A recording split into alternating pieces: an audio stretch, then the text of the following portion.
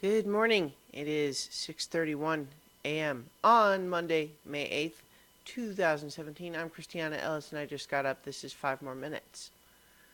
So, uh, I think that my sinus infection is improving. It's at least progressing. I don't think I'm not completely out of the woods yet, but I'm hopeful that it's improving.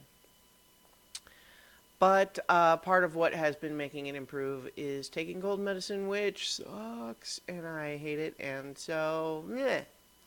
But I did play and finish yesterday a game called Night in the Woods, which I think I mentioned briefly a few days ago when I first started it. I think I'd only played just a little bit of it at that time, but I've now finished one playthrough. My understanding is that the endings are not that different, but that there's definitely options that I could have picked and didn't pick, and I kind of want to replay it to try to see what the other choices would be.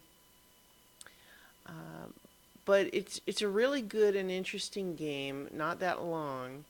As I mentioned before, it is controls like a 2D platformer, but with no real like it's there's no challenge associated with that part of it, or at least no. I mean, it's don't think of it like a platformer or game. It's just used as that control mechanism to help your character move around the world. It's really more like, I mean, it's a very narrative focused game. There's really, other than just kind of exploring and talking to people, there's no like puzzles or anything. It's kind of just like a choose your own adventure um, sort of thing where you're following through this narrative. And the choices that I mentioned are basically choices of like, well, of these three friends that you might choose to spend time with today, which one do you pick? And what are you off doing with them? And so that's kind of just the mechanism, the game mechanics of the game. But the story is really interesting. I mean, the visual style is just these, cartoony animal people. It's got a neat, very sort of simple, clean visual style that I enjoyed quite a bit. And the story is about May Borowski, who's a cat person that we start your main character. And as the story begins, she has just come home from college, basically determined to drop out. And it's not clear what made her make this decision, but she's not comfortable talking about it. So, her parents and her friends are, glad to see her, but a little worried because she's just made a big decision without and doesn't seem to be able to really talk about why. And so the main character though is kind of dealing with returning to this small town where she grew up and where people know her and where she seems to have a reputation from an incident in the past that is also hinted at for a long time before you ever hear anything about what it really was. Um, and you're meeting up with old friends and there's drama and so on associated with that.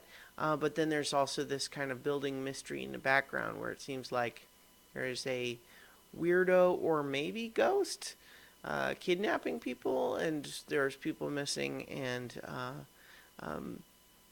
that's all kind of playing out in the background while you, as this character, are kind of just going through her day to day where she's just trying to figure out what her life is going to be now. And it